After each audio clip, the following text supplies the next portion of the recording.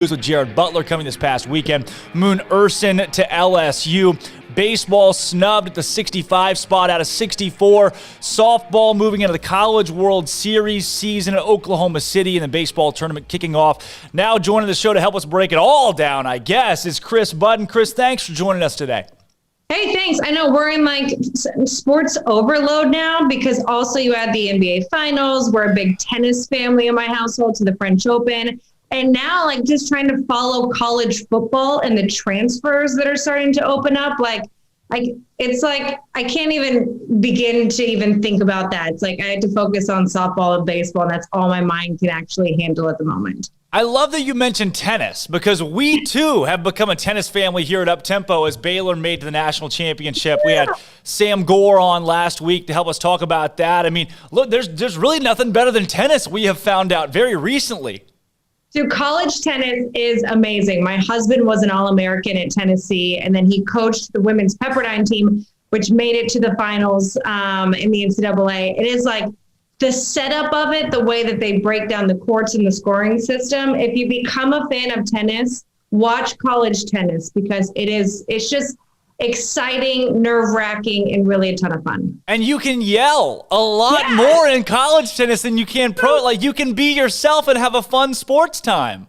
And trash talk, too. Like, it's the only time in tennis where that's allowed. Very bad trash talk, we have learned. There were a couple times this season in different languages, too. They get very unique with the collegiate tennis trash talk. But I know when I mentioned, Chris, that we could talk about it all. I didn't know we'd get into college tennis, but Here we are. I tell you what, though, we're getting into crunch time with baseball, softball, things on the diamond. Before we even get to that, Coach Krzyzewski at Duke announcing that he'll retire after this next season. I love that he's giving it that 1 year that folks can kind of say their goodbyes and you get the pageantry of the goodbye season. For you, in covering Coach K and being around college athletics, just everything he's done for the sports, I guess it's safe to say that college basketball is losing one of the top one or two to ever do it. He is. And when I think about my times with him, I work on a basketball crew with Dick Vitale. And so we're allotted more private one-on-one time than maybe you would on different crews. But I think he has this persona in the rest of the media as like being, really tough to deal with. And one-on-one, like in his office, he's fantastic and he's very gracious with his time when he's in there. So he's always someone to me that I feel like is very misunderstood between what you see at a podium and who he is behind the scenes. He's very his way or the highway. Like there's no halftime interviews with him. You do it with his staff. When you get to a certain point, you can call your own shots. But behind the scenes, and anyone that has covered the ACC for a long time will tell you he is so kind and incredibly gracious. And from a basketball standpoint, just like, when you look at coaching trees in football, like what he has done and who he has taught under him, the guys that have come up. I mean, look at Quinn Snyder now. It's just incredible the legacy that he's built even away from just Duke basketball. Chris, along with that, we've mentioned a lot on the show today, especially how the transfer portal has changed things across the collegiate game. You've got players being paid for image and likeness, just where the game is today compared to 5 years ago, much less 41, has changed so much. I mean, how tough is it from a coach's perspective, not just with the tenure of Coach K, but anybody, to change with the game of college basketball in what it has done in the last couple of seasons? Yeah, I mean, obviously the players have a lot more power in their hands. It's just a growing, I'm excited for the players. I feel like this has been a long time coming with the name, image, likeness. I think they're also on top of that will be a learning curve of some responsibility, of some push and pull of now that the players have more power, how that works with a coaching staff. I mean, I grew up covering Pat Summitt where like it was her way or the highway and she ran you until you did suicides, until you threw up. That kind of stuff doesn't exist anymore because the players realize they have more power in the game. So I just think, the Krzyzewskis of the world, I think will have a harder time, just because of the era that they grew up in, and it's a different era of learning how to adapt to that. I don't understand how coaches are going to be able to deal with the portal and being able to hold on to kids. Cause now it's like, well, I'm upset. I didn't play. Now I'm going to transfer. I also think it's a real risk on the players as well, because you might leave, you go in the transfer portal. The second you go in the portal, your scholarship's done. And I want to say like last year, the year before COVID hit, it was only like 10% of the kids were getting new spots. So you're also taking a big risk if you decide, I don't like this, that someone else, as good or greater is going to pick you up. You're taking a chance on yourself and forfeiting a lot of money in the process. And if it doesn't work out, like you said, a lot of guys don't find landing spots. And so it has definitely changed the game. And with Coach K leaving, that'll change the game as well out of the ACC. One of the greatest to do it in the game, certainly on every Mount Rushmore. But Chris, moving to the Diamond, where, again, like we should be able to focus on baseball, softball right now, but so much is going on everywhere. With Baylor baseball, the baseball field in general, the Bears at 65 out of that group of 64, the understudy, the first team out. I mean, your assessment of the field, it just feels like this year was so much more than RPI or strength of schedule. This committee really had to weigh things that they'd never had to before. Yeah, and you also had to deal with like the Big Ten, who didn't play any out of conference schedule. We saw the same thing in softball. It'll be interesting how it plays itself out in baseball. I think the top seeds are the top seeds, and I think most of those will advance to Omaha. But the committee had the same issue in softball, and I know the softball community was ticked at some of the way that things fell out, in Washington earning a 16 seed, and they completely walked out of the selection show. And now when you look at who's made it to Oklahoma City, 2 unseeded teams. Yeah. An unseeded team hadn't made it to the Women's College World Series since 2012, and now you have 2.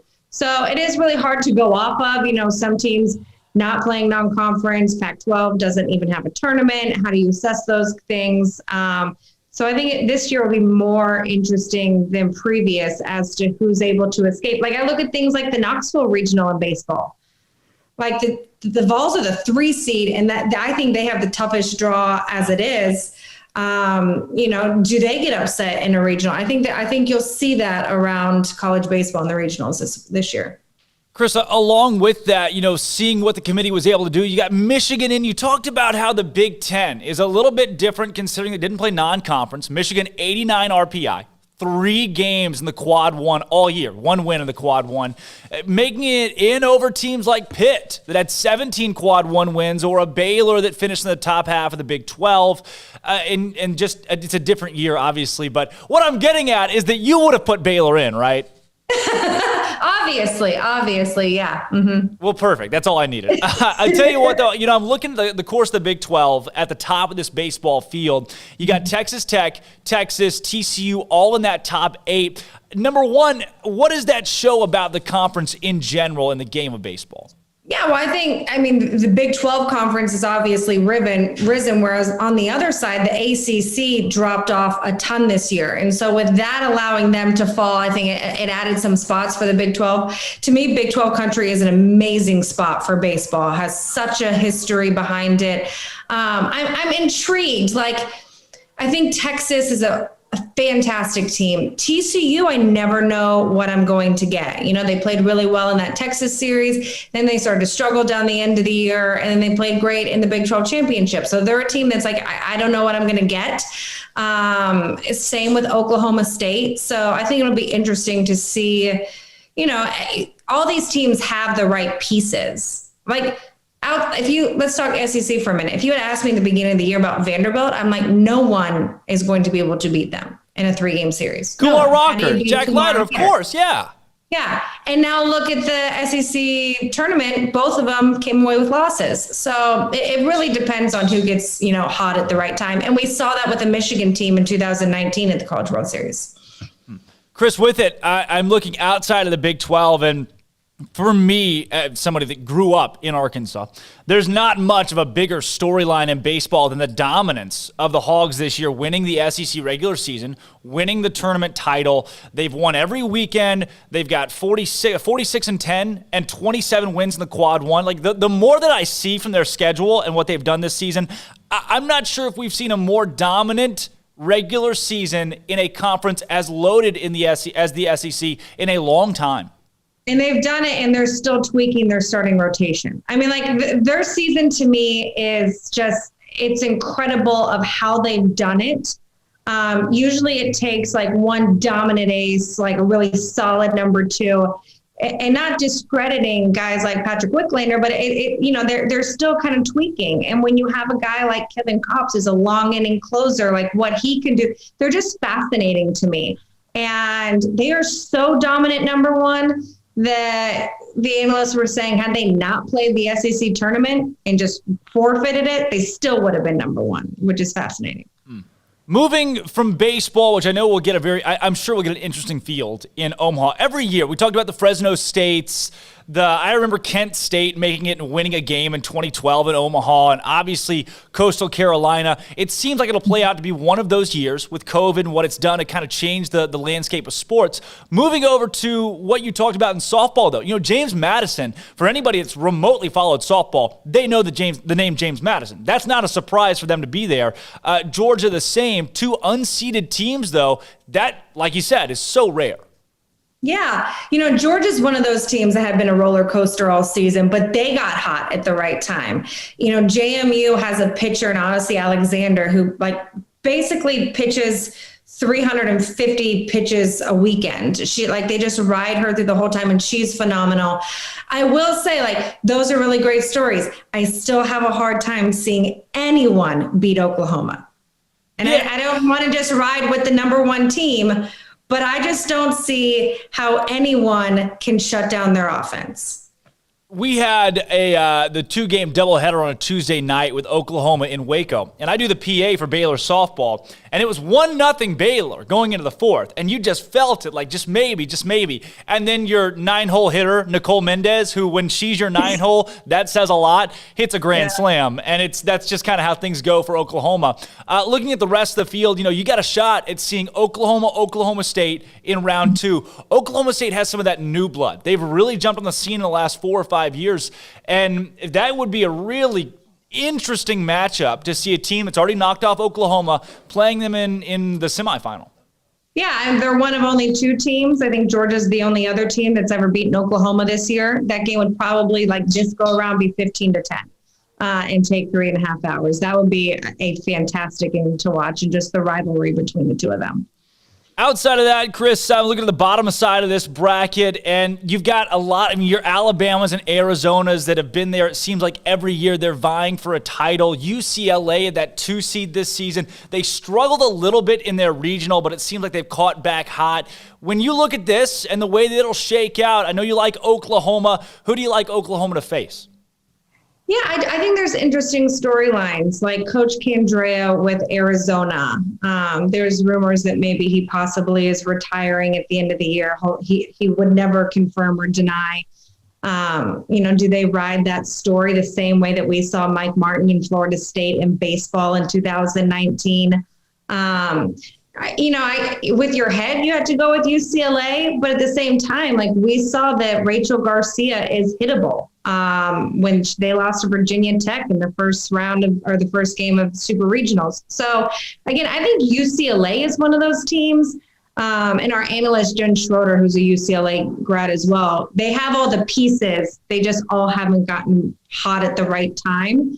And I think if they can find that momentum in the postseason, then I think you're going to see an Oklahoma-UCLA championship series. The 1-2 punch. What a premiere that would be, have both those teams square off in Oklahoma City early next week. Chris, my last question for you before we get into our Bear Games question of the day today. What does your next week look like? I know you've been covering softball a lot. I mean, it's bouncing back and forth. I'm sure as these next 3 weeks play out, you'll be as busy as ever. Yeah, so I head to Bristol tomorrow. We're doing a show called Squeeze Play, formerly known as Bases Loaded. The concept of it is NFL Red Zone for baseball regionals. So we will be live either on the app or on in between different games on linear networks, taking you to the best live moments of all the games. Sometimes we'll have 4 games up at a time. Myself, Matt Schick, and Mike Rooney on air for 12 hours a day, living on Sour Patch Kids and Swedish Fish. and 18 cups of coffee. So there's that, and then super regionals, and then off to Omaha. Wow. Well, it's my favorite time of the year, considering, all the folks that don't watch the NCAA baseball tournament closely think March Madness is great, which it is, but there also aren't double elimination regionals happening across the country in a span of one weekend. And that in itself is a spectacle for a lot of these places. I know places like Dudy Noble, Baum Walker will be rocking. Lubbock will be insane this weekend, and that's what I love, just the pageantry of college baseball. And Mike Rooney was on the show last week and said, look, which he is the guru. He is the formerly known bases loaded guru. And I know it'll be exciting for you guys to cover. Sports are back, it seems like, and that's exciting for us as well. Tell you our Bear Games question of the day today, Chris, and we give it all of our callers and guests. This one centers around Baylor, and it's your favorite all-time Baylor athlete. I love getting the perspective of those that don't cover the university directly as a beat. There are a couple different big-name options out there. Who would yours be? Oh, my gosh. Now I'm forgetting his name. Now Heisman winner RG3? No. Okay, I was about to say, forgetting RG3's name would be... No. He was just always so incredibly nice, and I remember a moment with him. Now that you're asking me on the spot, he was he was a senior on the 2020 basketball team who had come from like 3 different schools. Freddie Gillespie. Yes. Freddie Gillespie. I remember standing next to him at the Big 12 basketball tournament, like the day that before things got shut down. And the Rudy Gobert had just happened. And I'm standing next to him. I covered a ton of basketball that year for Baylor. And he looked at me and he was like, Chris, our season's not going to be over. Please tell me my season isn't over.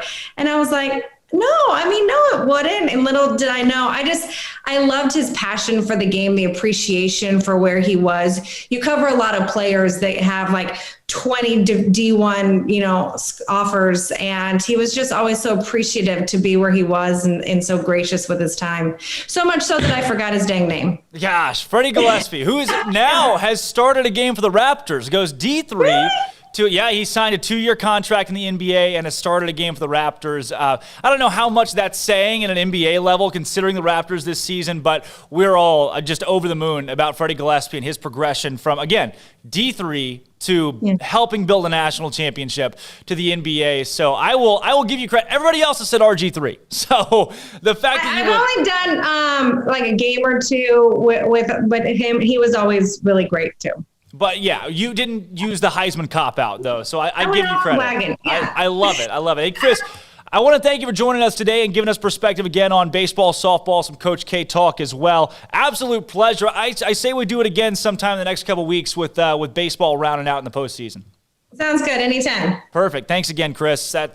Chris Budden of ESPN. She'll be on Squeeze Play, not Bases Loaded anymore.